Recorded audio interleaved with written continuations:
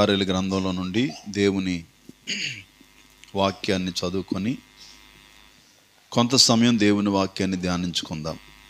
అపోస్తుల కార్యములు 17వ అధ్యాయము 24వ వచనాన్ని చదువుకుందాం. బైబిల్ ఉన్నవారు, చదవగలిగిన వారు అపోస్తుల కార్యములు 17వ అధ్యాయము 24వ వచనం గమనించండి.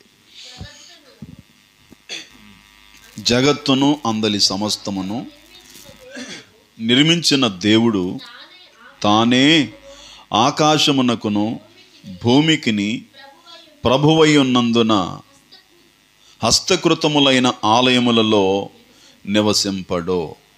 దేవునికి మహిమ కలుగునుగాక. హల్లెలూయా. మంచిది.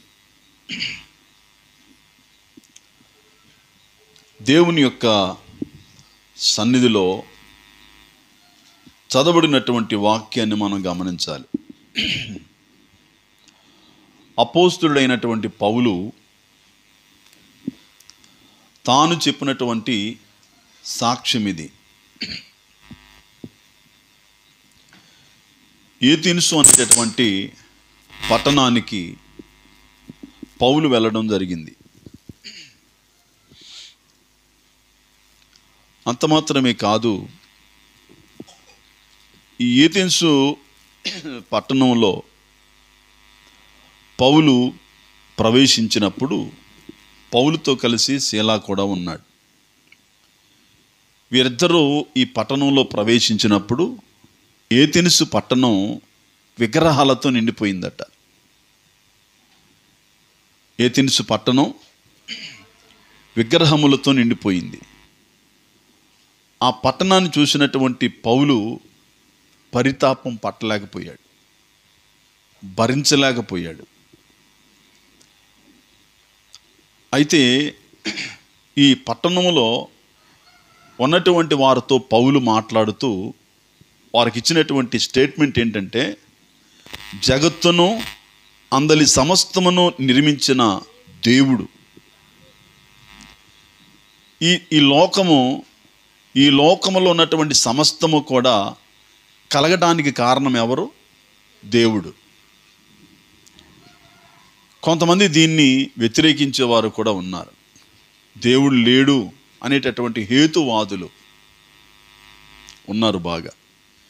ఈ మధ్యలో ఒక జ్ఞానం కలిగినటువంటి వ్యక్తి, అతని పేరు నేను మర్చిపోయా, నరేష్ బైండ్ల నరేష్ ఇది ఉంది పేరు. యవనస్తుడే, వివాహమైంది, భార్య పిల్లలు ఉన్నారు. ఇతను చాలా మేధావి, చాలా జ్ఞానవంతుడు.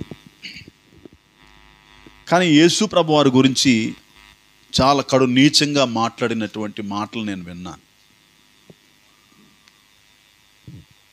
అయితే అతను అంతకు మునుపు యేసు ప్రభు వారిని విమర్శించకముందు ఆయన మాట్లాడిన మాట ఏంటంటే, దేవుడు లేడు అన్నటువంటి ఆ మాటకు వచ్చాడు. నిజంగా అతను నేను చాలా జ్ఞానిని అనుకున్నాడు, మహాజ్ఞానిని అనుకుంటున్నాడు. దేవుణ్ణి వ్యతిరేకిస్తున్నాను కాబట్టి నేను జ్ఞానిని అనుకునేవారు చాలామంది ఉన్నారు. ఈ నరేష్ అనేవాడు కూడా జ్ఞానిని అనుకున్నాడు. ఇతనుకున్నటువంటి ఫాలోయింగ్ చాలా ఎక్కువే ఉంది. యవనస్తుల మధ్యలో ఇతను సంచరిస్తూ తిరుగుతూ ఉన్నప్పుడు అందరి సహకారం, అందరి మాట ఏమంటారు, సహకారం ఉండేది. చాలా కార్యక్రమాలకి ఇతను ఆహ్వానిస్తూ ఉంటారు.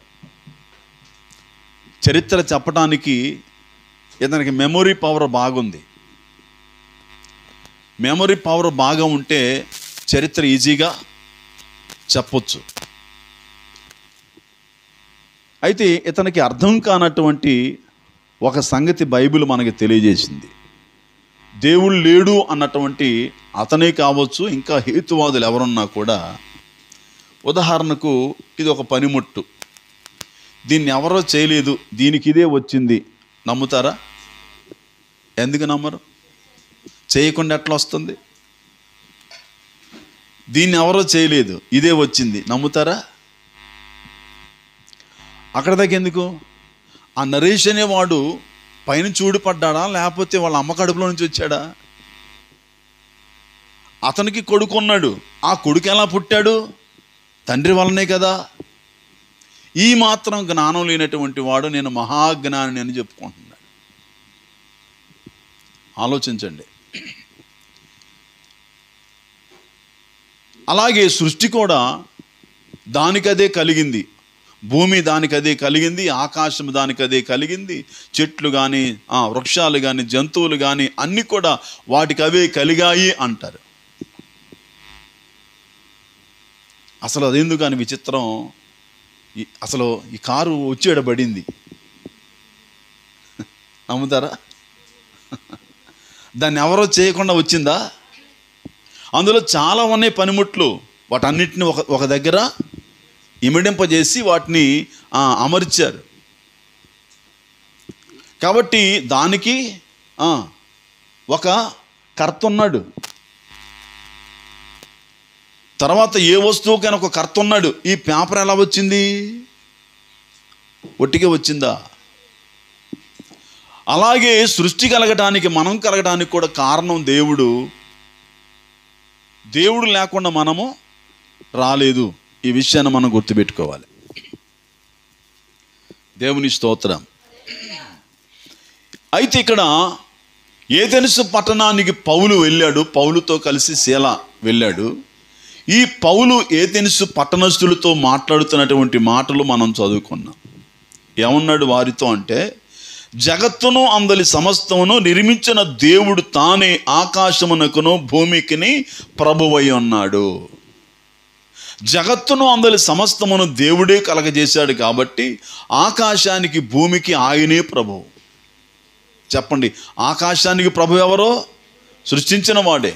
భూమికి ప్రభు ఎవరో? సృష్టించిన వాడే. ఆకాశానికి భూమికి ఆయన ప్రభువు అయినందువలన ఇప్పుడు సృష్టి ఉందో చూసారా? సృష్టి ఎవరు సృష్టించారో వారి మాటకు లోబడాలి. ఇప్పుడు ఈ మొబైల్ ఉంది, నేను దాన్ని ఉపయోగిస్తున్నా. నేను ఆన్ చేసా, ఆన్ అయింది, ఆఫ్ చేసా, ఆఫ్ అయింది. దీన్ని మీరు ఆన్ చేయండి, ఆడుండి చెయ్యండి, ట్రై చేయండి. ఎందుకు కాదు?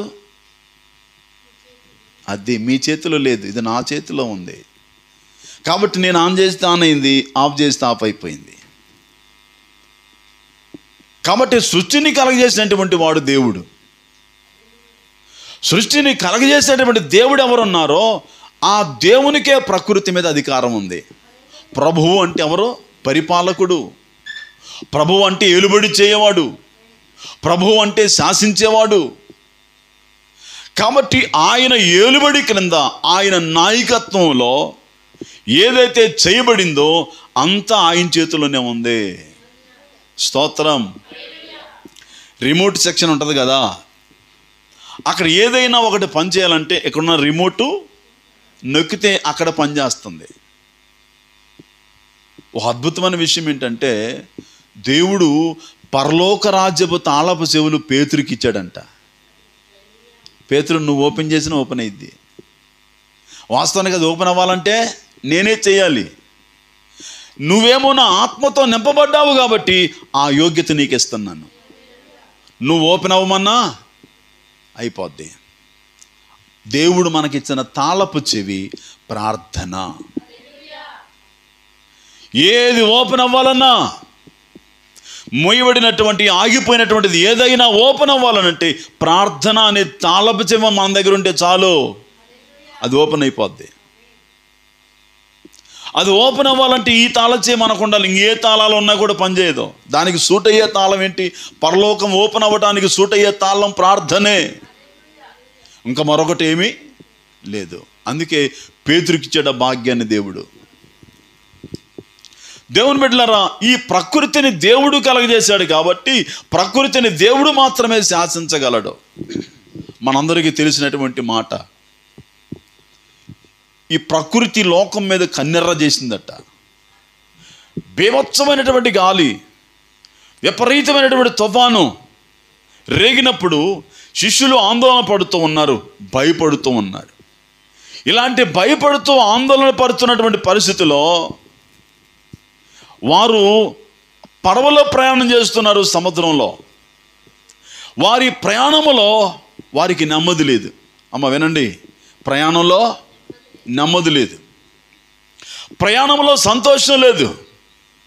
వారు సముద్రంలో ప్రయాణం చేస్తున్నారు కానీ వారికి దుఃఖం అలుముకుంది, ఏడుపు వస్తుంది. ముందుకు వెళ్తున్నారు కానీ ఏడుస్తున్నారు,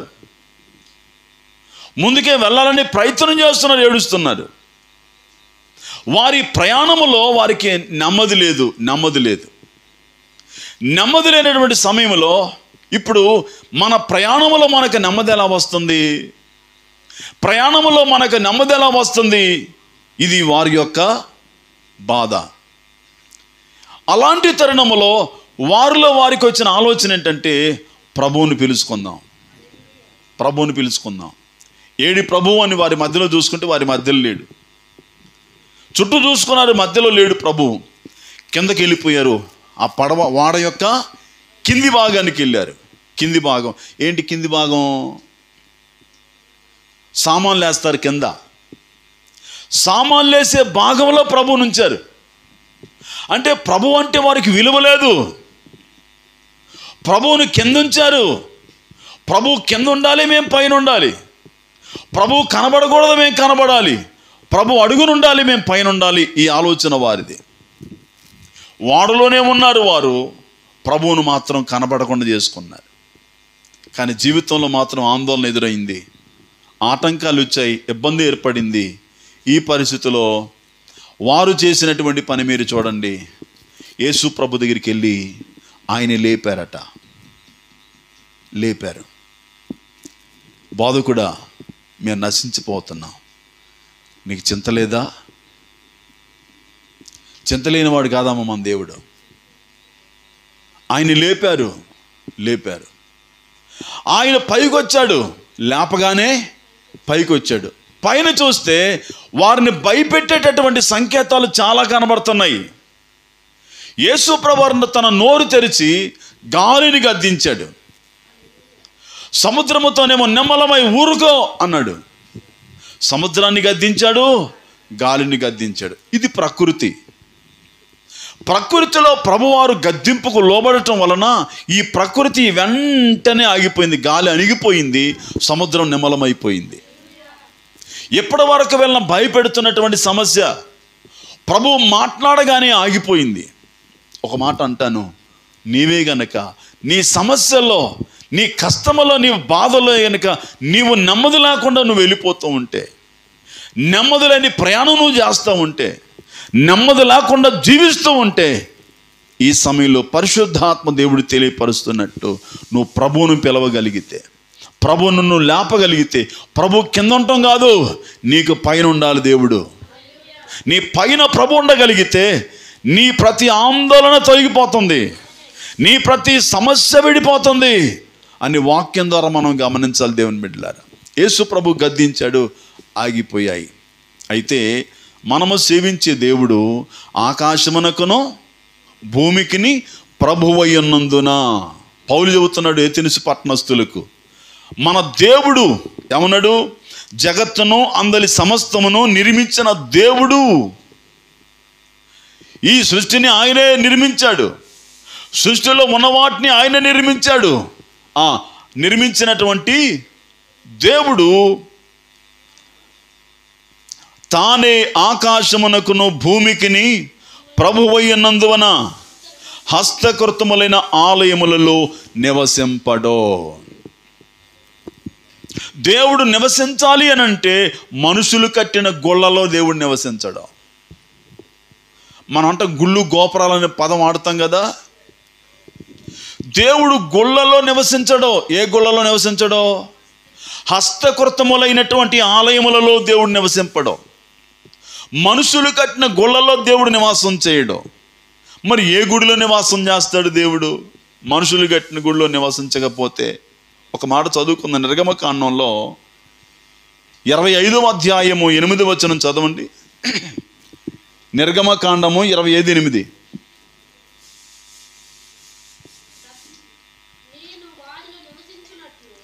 నేను వారిలో నివసించున్నట్లు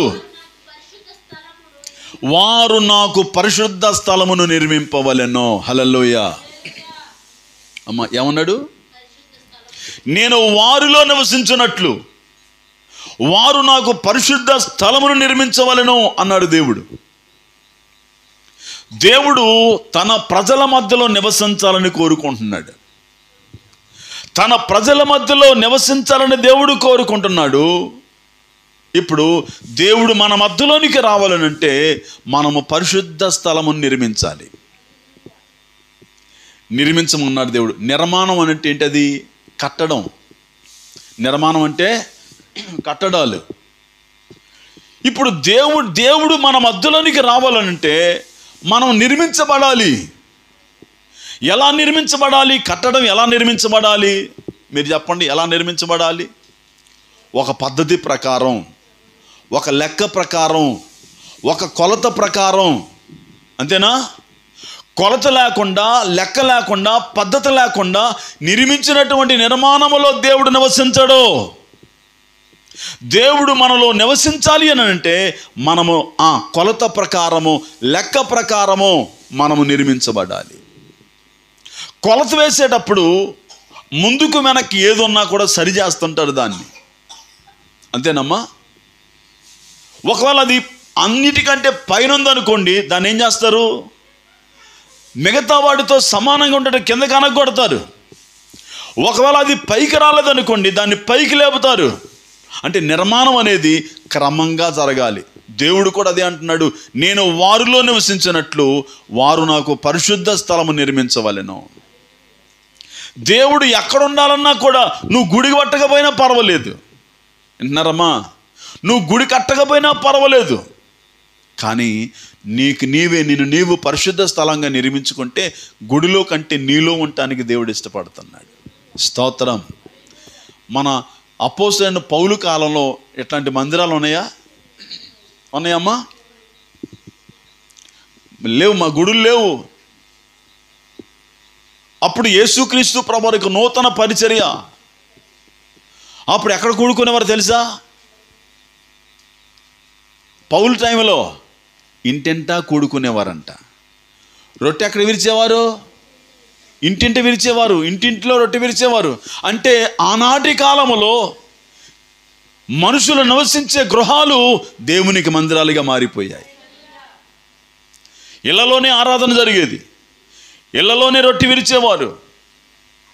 నిజంగా దేవుని ఆరాధించడానికి కావలసినటువంటిది ఈ మందిరం అవసరమే కానీ కూడుకోవటానికి అసలైనటువంటి ఈ మందిరం అంటే మనం పరలోకం పోతామని కదా అర్థం. ఈ మందిరానికి వచ్చే మనము మందిరంగా మారిపోవాలి. మందిరానికి వచ్చే మనం మందిరాలుగా మారిపోవాలి. ఈ మందిరం పరిశుభ్రంగా ఉండాలని కోరుకుంటున్నాం. దేవుడు నివసించే ఈ మందిరం కూడా పరిశుద్ధంగా ఉండాలని దేవుడు కోరుకుంటున్నాడు. మనం చదువుకున్నాం, ఆయన దేవుడు ప్రభువు అయినందున హస్తకృతములైన ఆలయములలో నివసింపడు. హస్తకృతములైన ఆలయములలో నివసింపడు. అందుకనే మనం నిర్గమకాండం చదువుకున్నాం 25:8, నేను వారిలో నివసించున్నట్లు వారు నాకు పరిశుద్ధ స్థలమును నిర్మింపవలెను. మనలో దేవుడు నివసించాలని కోరుకున్నందున హస్తకృతములైన ఆలయములలో నివసింపడు. హస్తకృతములైన ఆలయములలో నివసింపడు. అందుకనే మనం నిర్గమకాండం చదువుకున్నాం 25:8, నేను వారిలో నివసించున్నట్లు వారు నాకు పరిశుద్ధ స్థలమును నిర్మింపవలెను. మనలో దేవుడు నివసించాలని కోరుకుంటున్నాడు. దేవుడు మనలో నివసించాలనంటే ఇందులో ఏముండకూడదమ్మా? కుళ్ళు ఉండకూడదు, కుచితం ఉండకూడదు, స్వార్థం ఉండకూడదు. ఇంకా లోక సంబంధంగా మనుషులకు కలిగినటువంటి ఏ లోపం కూడా మనలో ఉండకూడదు. ఒకవేళ మనం వాటితో నింపబడితే ఇందులో దేవుడు వచ్చి నివాసం చేయలేడు. ఇందులోనికి దేవుడు వచ్చి నివాసం చేయాలనంటే వారి మధ్యలోకి దేవుడు రాలేడు. ఎందుకనంటే దేవుడు లోపల ఉంటాడు కదా, మిగతాయి కూడా లోపల ఉంటే దేవుడు అక్కడ ఇమిడిపోలేడు. వెలుగున్న చోట చీకటి ఉండలేదు, చీకటి ఉన్న చోట వెలుగు ఉండలేదు. ఒక నిజంగా దేవుడు మనలోకి వస్తే మనలో ఉన్నవన్నీ కూడా సరిచేయబడాలి. ఒకవేళ దేవుడిని ఉంచుకొని మిగతా వాటిని కూడా కలిగి ఉందామనంటే అక్కడికి దేవుడు రాడు, దేవుడు రాడు. అక్కడ ఉంది దయ్యం. వెలుగునకు చీకటికి పొత్తు లేదు. లోకానికి దేవునికి సంబంధం పొత్తు లేదు. అందుకని అనేక మంది దేవుని జనాంగముగా, దేవుని ప్రజలుగా ఉండవలసి ఉండగా వారు ఎలా ఉన్నారట? దేవునికి విరోధముగా జీవిస్తూ దేవునికి వేరైపోయారు.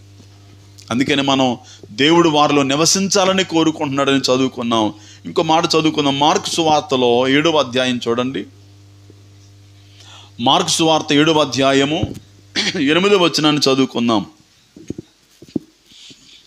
మార్కు సువార్త 7వ అధ్యాయము 8వ వచనం. మీరు దేవుని ఆజ్ఞను విడిచిపెట్టి మనుషుల పారంపర్యాచారములను గైకొనుచున్నారు. వినండి, యేసుక్రీస్తు ప్రభువారు పలుకుతున్నటువంటి మాట మనం చదువుకున్నాం. మేము దేవుని ప్రజలము, మేము యూదులము, అబ్రహాము మాకు తండ్రి, మేము దేవుని వెంబడించేవారం అని ఆనాటి ప్రజలు చెప్పుకుంటున్నప్పుడు యేసు ప్రభు వారితో మాట్లాడుతున్న మాట మనం చదువుకున్నాం. ఏమన్నాడమ్మా? ఏమన్నాడు? మీరు దేవుని ప్రజలను చెప్పుకుంటున్నారు, కానీ మీరు దేవుని ఆజ్ఞను విడిచిపెట్టి మీ పితృ పారంపర్యాచారములను అనుసరించుతున్నారు. అంటే మీరు ఆచారాలు పాటిస్తున్నారు కానీ దేవుని విడిచిపెట్టారు. ఈనాడు లోకంలో ఉన్న ప్రజలు అదే చేస్తున్నారు. దేవుని అయితే బొత్తిగా విడిచిపెట్టేశారు, ఆచారాలు చేస్తున్నారు. ఆచారం ఏంటంటే, దేవుడు అంటే చెప్పండి, ఒక కొబ్బరికాయ కొట్టాలి, లేకపోతే ఊదికడ్డీలు వెలిగించాలి, సాంబ్రాన్ని వేయాలి, లేకపోతే పాలు పొంగించాలి, ఇంకా ఇలాంటివి చాలా ఉన్నాయి. ఇవన్నీ చేస్తున్నారు. లేకపోతే ఒక మేకనో, ఒక కోడినో, ఒక ఎద్దునో, ఒక గొర్రెనో, ఏదో ఒక జంతు బలి అర్పించాలి, రక్తం చెందించాలి, అంతవరకే. ఇదేనా దేవుడు కోరుకునేది? దేవునికి కావలసిందేంటి? పశువుల రక్తం కావాలా దేవునికి? దేవునికి కావాల్సింది కొబ్బరికాయ కావాలా? ఊదికడ్డి కావాలా? సాంబ్రాన్ని కావాలా? కొవ్వొత్తి కావాలా? ఏం కావాలి దేవునికి? ఒక దీపం పెట్టి, ఒక ప్రమిదను పెట్టి, అందులో నూనె పోసి, ఒక ఒత్తి పెట్టి దాన్ని వెలిగించేసి, ఇగో నీకు దీపం వెలిగించాం అని మనం దేవునికి చెబుతా ఉంటే దేవుడు అంటాడు, ఆ దీపం కాదు నాకు కావాల్సింది, నువ్వు నా దగ్గర దీపంలాగా వెలగాలి. మనం వెలగాలి దేవుని దగ్గర దీపంలాగా. ఊదికడ్డి పెడుతున్నాం మనం, దానికి నిప్పు పెట్టి దాన్ని వెలిగిస్తే అది పొగ వస్తుంది. ఆ వచ్చే పొగ సువాసన. దేవుడు ఏమంటాడనంటే, ఆ కడ్డీ నల్లగా ఉన్న దాంట్లో వచ్చే పొగ తెల్లగా ఉంటుంది. అయితే అది అందులో నుంచి, ఆ నల్ల దాంట్లో నుంచి తెల్లని పొగ రావాలంటే అది నిప్పుతో కాల్చబడాలి. నిప్పు అంటే దేవుని వాక్యము.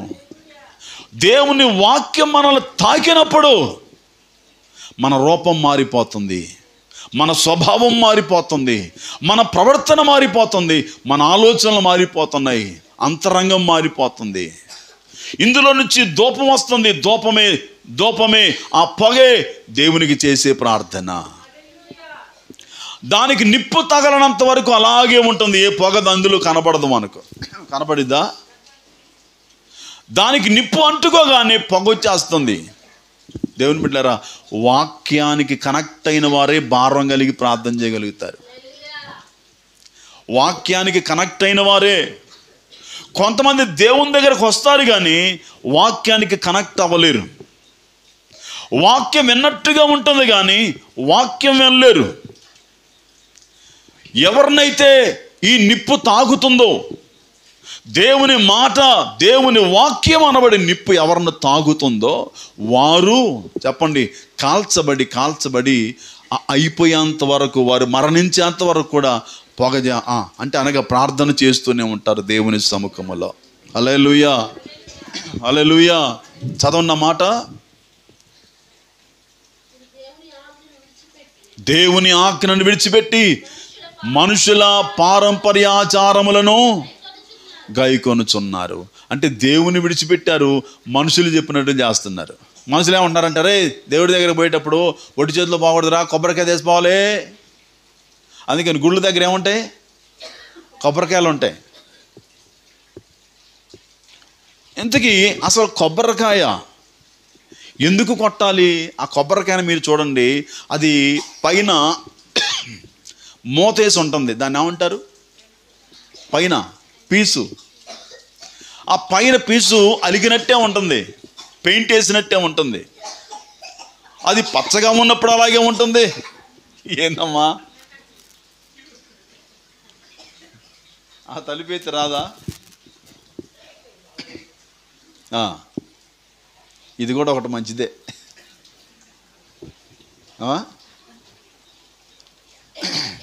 సరే, కొబ్బరికాయ పెయింట్ వేసినట్టే ఉంటుంది. అది తీయాలంటే చేత్తో రాదు. ఏంటమ్మా? కొడవలో, చాకో, కత్తో, స్క్రూడ్రైవరో ఏదో ఒకటి ఉండాలి. ఎనప పనిముట్టు, కత్తి, కొడవలి వాడుతూ తీస్తాం మనం. నిజంగానే అది గట్టిగా ఉన్నటువంటిది మెత్తబడి పీగితే రావాలంటే కత్తి అందులో దూరాలి. వాక్యమని ఖడ్గం దూరితే గట్టిగా ఉన్నది కూడా మెత్తగా అయిపోద్ది.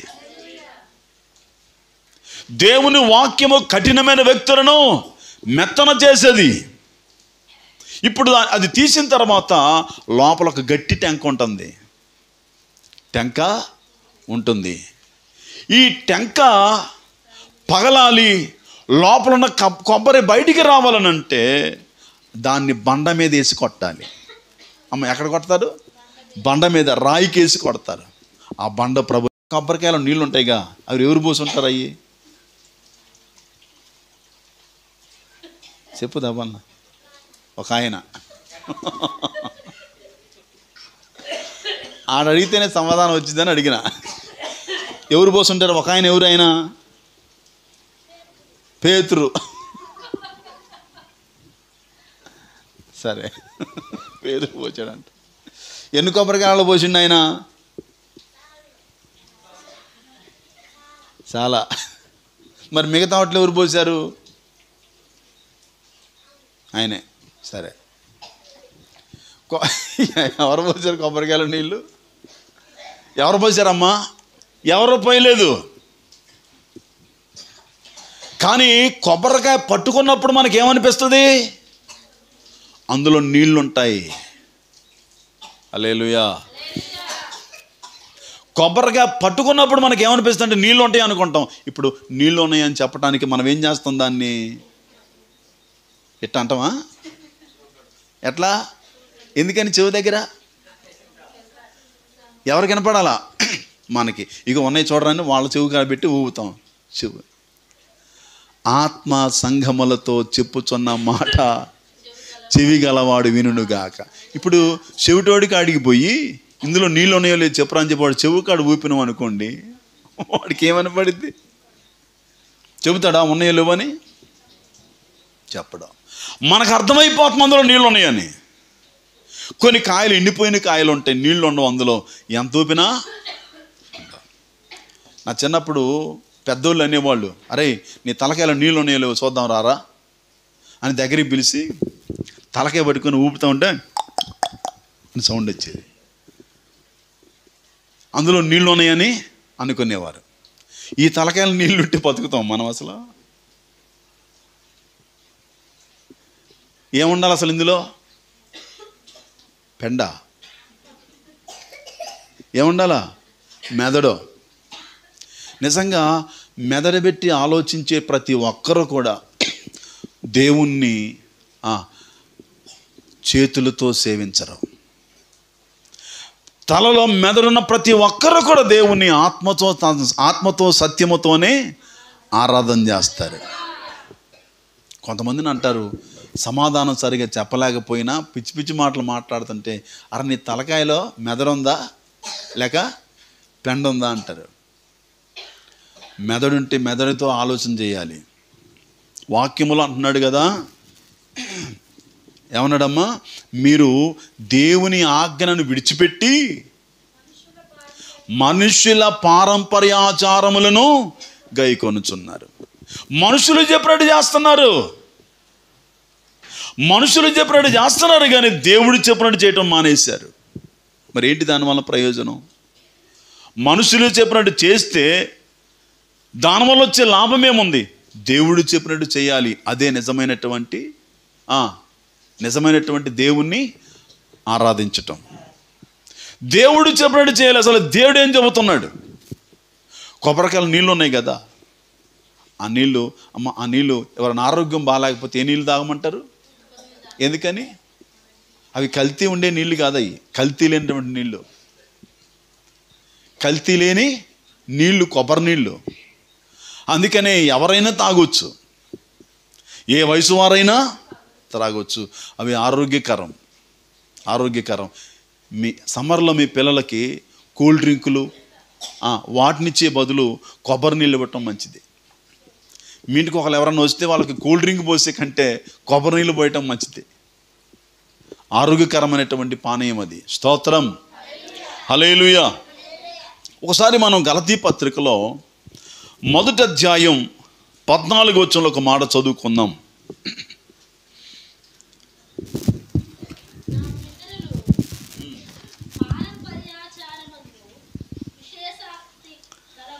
నా పితరుల పారంపర్యాచారమందు విశేషాసక్తి గలవాడనై నా స్వజాతీయులలో నా సమాన వయస్కులైన అనేకుల కంటే యూదుల మతములో ఆధిక్యత నొందితినని నా నడవడిని గూర్చి మీరు వింటిరి. దేవుని స్తోత్రం. గలతీ సంఘానికి పౌలు పత్రిక రాస్తూ తాను అలాంటి వాడో చెబుతున్నాడు. పౌలు ఎలాంటి వాడట? నేను పితరుల పారంపర్యాచారమందు విశేషాసక్తి గలవాడనై ఉన్నాను. ఈ పౌలు ఎంతకు మునుపు యేసుక్రీస్తుని వెంబడించక ముందు ఇతడెవరట? ఒక యూదుడు.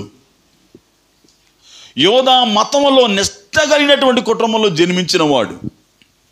ఇతను కూడా నిష్ఠ కలిగి ఉన్నాడు భక్తి అంటే, మతం అంటే. ఇలాంటి పరిస్థితుల్లో పౌలిస్తున్న సాక్ష్యం ఏంటంటే, నేను నా పితరుల పారంపర్యాచారమందు విశేషాసక్తి కలిగి ఉన్నాను. మనుషుల ఆచారాలంటే నాకు చాలా ఆసక్తి ఉండేది. తర్వాత ఏమన్నాడమ్మా? నా స్వజాతీయులలో నా సమాన వయస్కులైన అనేకుల కంటే యూదుల మతములో ఆధిక్యత నొందితనని మీరు నా నడవడిని గూర్చి విన్నారు. నాకు చాలా ఆసక్తి ఉంది మతం అంటే, ఆచారాలంటే చాలా నాకు ఆసక్తి ఉంది. ఏముందంట? ఆచారం అంటే ఆసక్తి ఉంది. అసలు దేవుడు ఏం కోరుకుంటున్నాడు? ఆచారాలు కోరుకున్నాడా? దేవునికి కావలసిందేంటి? దేవుని బిడ్డలారా గమనించండి. ఈరోజు ఈ విషయాన్ని పరిశుద్ధాత్మ దేవుడు ఎందుకు మనకు బయలుపరుస్తున్నాడో తెలియదు కానీ, లోకస్తులందరూ కూడా మనుషుల వలన, పితరుల వలన, వారి పూర్వీకుల వలన వచ్చినటువంటి ఆచారాలు పాటించుకుంటూ ఇదే దేవుని సేవించడం అనుకుంటున్నారు. కొబ్బరికాయ కొడితే భక్తి, లేకపోతే గుడి దగ్గరికి వెళ్ళి వస్తే భక్తి, గుడి చుట్టూ తిరిగితే భక్తి అనుకుంటున్నాం. అమ్మా ఏం చేస్తాం? నా చిన్నప్పుడు మేము కూడా ఊరు బయట ఉండేది గుడి ఉండేదిగా, ఊరికి చాలా దూరంలో. ఏంటది? ముత్యాలమ్మ గుడి. ప్రతి ఆట పోయేవాళ్ళం మేము. ప్రతి సంవత్సరం దేశం వెళ్ళిపోయేవాళ్ళు. మేము చేసిన పని ఏంటంటే, ముందు గుడి చుట్టూ 3 రౌండ్లు తిరిగి రావాలా. గుడి చుట్టూ 3 రౌండ్లు తిరిగి వచ్చి ఆ తీసపోయిన కోడిని కోసి దాని కాళ్ళు తలకాయలు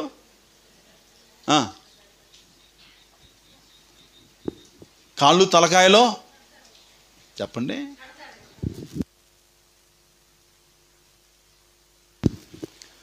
కాళ్ళు తలకాయలో కడతారు అక్కడ గుడి దగ్గర.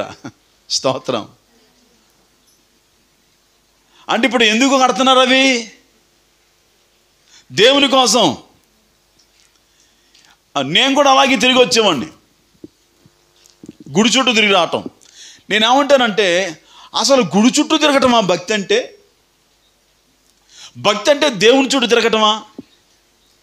అసలు గుడి చుట్టూ తిరగటం అంటే ఏంటి, దేవుని చుట్టూ తిరగటం అంటే ఏంటో మీకు చెబుతాను అర్థమయ్యేటట్టుగా. ఈ పిల్లవాడు ఉన్నాడు, మీ పిల్లలు ఉన్నారు, మీరు స్కూల్కి పంపిస్తున్నారు. స్కూల్కి పంపించడం అంటే ఏంటి? బడి చుట్టూ తిరిగి రావటమా? ఇప్పుడు ఏ బడి అయితే ఉందో, ఏ స్కూల్ అయితే ఉందో, స్కూల్ చుట్టూ తిరిగి వస్తే అయిపోద్దా? లేకపోతే వెళ్ళిపోయి క్లాసులో కూర్చొని మళ్ళీ సాయంత్రం టయానికి ఇంటికి వస్తే సరిపోద్దా? భక్తి అంటే, ఆ బడి అంటే ఏం చేయాలి? నేర్చుకోవాలి. అక్కడ గురువు, ఉపాధ్యాయుడు, టీచర్ మనకి ఏం బోధిస్తున్నాడో దాన్ని నేర్చుకోవటం బడికి పోవటం అంటే. అలాగే గుడికి పోవటం కూడా అంతే. మనము దేవుని దగ్గరికి రావటం, భక్తి చేయటం, ప్రార్థన చేయటం, దేవుని దగ్గరికి వెళ్ళటం అని అంటే మనుషులు చెప్పినట్టు కాదు. అక్కడ మనకి ఏదైతే బోధించబడుతుందో, ఏ బోధ మనకు చేయబడుతుందో దాని ప్రకారము చేయటమే చెప్పండి భక్తి అంటే. స్తోత్రం. భక్తి అంటే మనుషులు నేర్పినట్టుగా చేసేది భక్తి కాదు, దేవుడు చెప్పినట్టు చేసేది భక్తి. ఇప్పుడు పౌలు గారు ఏథెన్సు పట్టణానికి వెళితే ఆ ఏథెన్సు పట్టణం ప్రజలందరూ కూడా ఎలాగున్నారట? పితరుల ఆచారాలు పాటిస్తున్నారు. ఆచారాలు పాటిస్తున్నారు కానీ దేవుణ్ణి వదిలేశారు. నేటి క్రైస్తవ సమాజ పరిస్థితి అలాగే ఉంది. మనుషులు పెట్టినటువంటి పద్ధతులు, మనుషులు పెట్టిన ఆచారాలు పాటిస్తున్నారు కానీ దేవుడు ఏం చెబుతున్నాడో దాన్ని విడిచిపెట్టేశారు. దేవుని బిడ్డలారా, ఒకవేళ మనమే కనుక దేవుడు చెప్పినట్లు చేయకుండా మనం భక్తి చేస్తున్నామనంటే అది మన భక్తి వ్యర్థమే. మనం భక్తి చేస్తున్నాం, దేవుని కొలుస్తున్నాం, దేవుని వెంబడిస్తున్నామనంటే దేవుడు మనకి ఏది చెబుతున్నాడో దాని ప్రకారం చేస్తేనే మనము దేవునికి భక్తి చేసినట్టు. అంతేగాని దేవుని దగ్గరికి ఒక కొవ్వొత్తి తీసుకెళ్ళి చర్చిలో వెలిగించినట్టు, సాంబ్రాన్ని దూపం వేసినట్లుగా మనం కేవలం మనుషులు కల్పించినటువంటి ఆచారాలను పాటిస్తే దాని వలన పరలోక రాజ్యం ప్రవేశించదో. మనము పరలోకములో ఉండలేము, దేవుని రాజ్యములో మనము ప్రవేశించలేము. మనము దేవుని రాజ్యానికి ప్రవేశించాలి, దేవునితో పాటుగా మనం ఉండాలి అని అంటే దేవుడు చెప్పినట్లుగా మనం చేయాలి. స్తోత్రం. హల్లెలూయా. దేవుడంటే ఎవరో? దేవుడంటే ఎవరో? సృష్టికి మూలం ఆయనే, ఈ సృష్టి నిర్మాణకుడు ఆయనే. ఇప్పుడు దేవుని సేవించడం అంటే ఏంటి? చర్చికి వెళ్ళటం అంటే ఏంటి? వచ్చి కూర్చొని వెళ్ళిపోవటమా? కాదు కాదు. ఏంటది? ఇక్కడ మనకి ఏదైతే వాక్యం బోధించబడుతుందో దాన్ని నేర్చుకోవాలి, దాని ప్రకారము జీవించాలి. అది చర్చికి వెళ్ళటం అని అంటే. ఇందులో ప్రార్థన చేస్తున్నాడు ఒక మాట అన్నారు, అయ్యా నువ్వు మాట్లాడుతున్నావు, మేము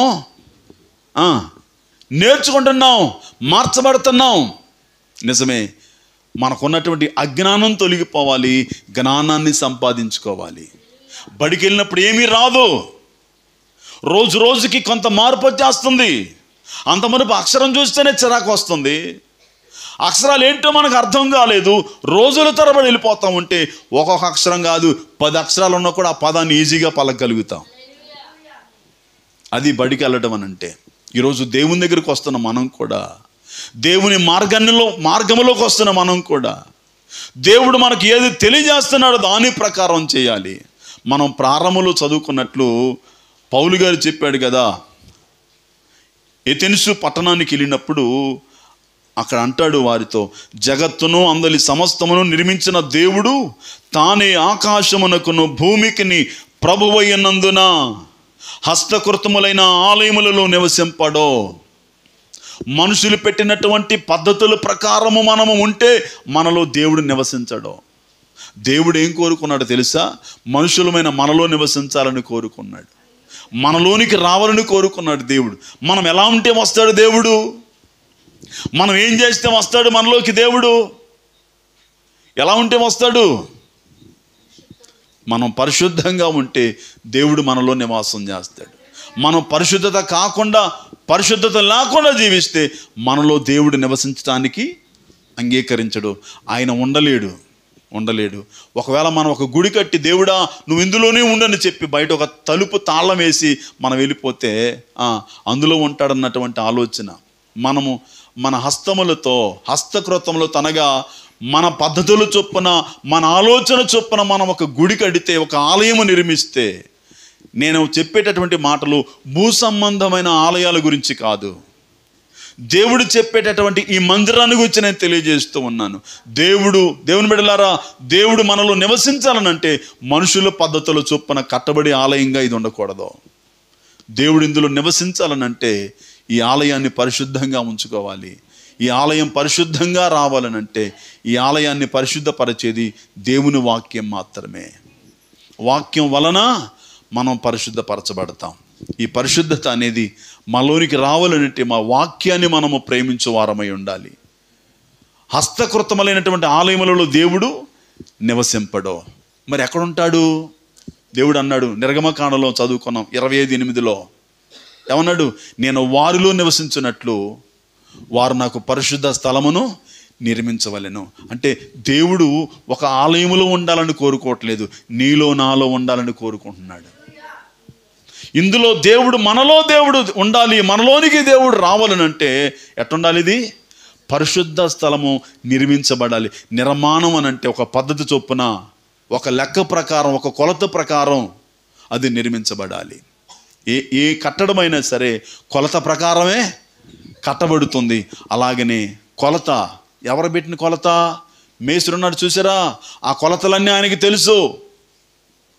ఈ కొలతల ప్రకారము చేయాలి అంటాడు. అందుకని ఒక ఇంటి నిర్మాణం కొరకు, ఏదైనా ఒక కట్టడ నిర్మాణం కొరకు ఆ ఇంజనీర్ ప్లాన్ తీసుకుంటారు. ఇంజనీర్ ఏం చేస్తాడు? అన్ని కొలతలు వేసి ఏది ఎక్కడ ఉండాలో దాన్ని తెలియజేస్తాడు. ఆ ప్రకారం కడితే అది అంత అందంగా కనబడుతుందో. ఈరోజు మనకు ఇంజనీర్ దేవుడే. ఆ దేవుడే చెబుతున్నాడు, నువ్వు ఒక మంచి నిర్మాణంగా, ఒక మంచి కట్టడంగా ఉండాలని దేవుడు కోరుకుంటున్నాడు. ఆలోచన చేయండి.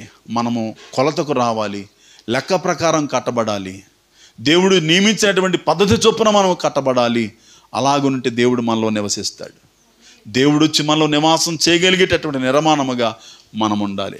దేవుణ్ణి సేవించి మనం మనుషుల ఆచారాల ప్రకారం దేవుణ్ణి సేవిస్తే దేవుడు మనతో ఉండడో, మనలో ఉండడో, మనకు నిత్య రాజ్యంలో ప్రవేశం కూడా దొరకదు. దేవుడు మనకి ఏం చెబుతున్నాడో ఆ ప్రకారం చేస్తేనే పరలోక రాజ్యంలో ప్రవేశించగలుగుతాం మనం.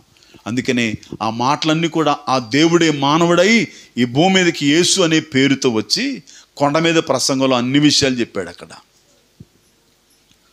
ఆత్మవిషయమే దీనిలైన వారు ధన్యులు, దుఃఖపడువారు ధన్యులు, సమాధానపరచువారు ధన్యులు, ఇలాంటి చాలా విషయాలు చెప్పాడు అక్కడ. అంటే అలాగూ చేయగలిగితే మనం దేవుని పిల్లమవ్వగలుగుతాం. కాబట్టి ఆ దేవుడే మానవుడై ఈ భూమి మీదకి యేసు అనే పేరుతో వచ్చాడు. ప్రభు అయినటువంటి దేవుడు అనబడుతున్న యేసుక్రీస్తును మనం వెంబడించగలిగితే పరలోక రాజ్యంలో ప్రవేశం ఉంది.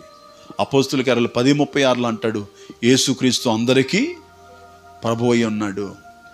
యేసుక్రీస్తు అందరికీ ప్రభువు అన్నాడు. ఆ ప్రభువు మన జీవితంలోనికి రావాలి. ఆ ప్రభువు అనబడుతున్న దేవుడైనటువంటి యేసుక్రీస్తు మన జీవితంలోకి వచ్చినప్పుడు మన నిర్మాణం సరిగా ఉంటుంది. ఒకప్పుడు ఇష్టానుసారంగా బ్రతికినటువంటి వారు ఉన్నారు. విచ్చలవిడితనానికి అలవాటు పడి అనేకమైన దుర్మార్గపు చర్యలకు పాల్పడినటువంటి వారు ఉన్నారు. వారు భయంకరమైన జీవితం జీవిస్తున్నప్పుడు, వారికి దేవుని యొక్క వాక్యం అనబడుతున్న సువార్త వారికి ప్రకటించినప్పుడు, వారు ఆ సువార్తకు లోబడిన తర్వాత వారి జీవితాలు మారిపోయాయి. దుర్మార్గంగా బ్రతికినటువంటి వారు వారి యొక్క అలవాట్లన్నీ కూడా మార్చుకొని దేవుళ్ళు ఎంత భక్తిగా బ్రతుకుతున్నారో. ఒక పాపిని పరిశుద్ధంగా చేయగలిగేది యేసుక్రీస్తు వాక్యము. క్రమం లేనటువంటి అక్రమముగా జీవిస్తున్న వ్యక్తిని క్రమపరచగలిగేది దేవుని వాక్యము. కాబట్టి ఆ వాక్యానికి మనం విధేయులమై ఆయన మాట విని మనుషుల ఆచారాల ప్రకారం మనం భక్తి చేయకుండా దేవుడు మనకు దేన్నైతే తెలియజేస్తున్నాడో, దేవుడు చెప్పిన మాటలన్నీ కూడా బైబిల్లో మనకు పొందుపరచబడ్డాయి. అవే సంఘములో, మందిరాల్లో మనకు బోధించబడుతున్నాయి. బోధించబడుతున్న వాక్య ప్రకారం మనం చేయగలిగితే పరలోకం వెళ్ళగలుగుతాం. మనుషుల పద్ధతుల ప్రకారం చేస్తే పరలోకంలో ప్రవేశించలేం. ఆ పరలోక రాజ్యంలో మనం ప్రవేశించడానికి దేవుడు మనకి చెప్పిన విధంగా మనం చేసి దేవుని రాజ్యంలో ఆయనతో కలిసి నివాసం ఉండటానికి మనం సిద్ధపరచుకుందాం. అలాగున దేవుడు మనల్ని సిద్ధపరచునుగాక. ఆమేన్. ప్రార్థన చేసుకుందాం.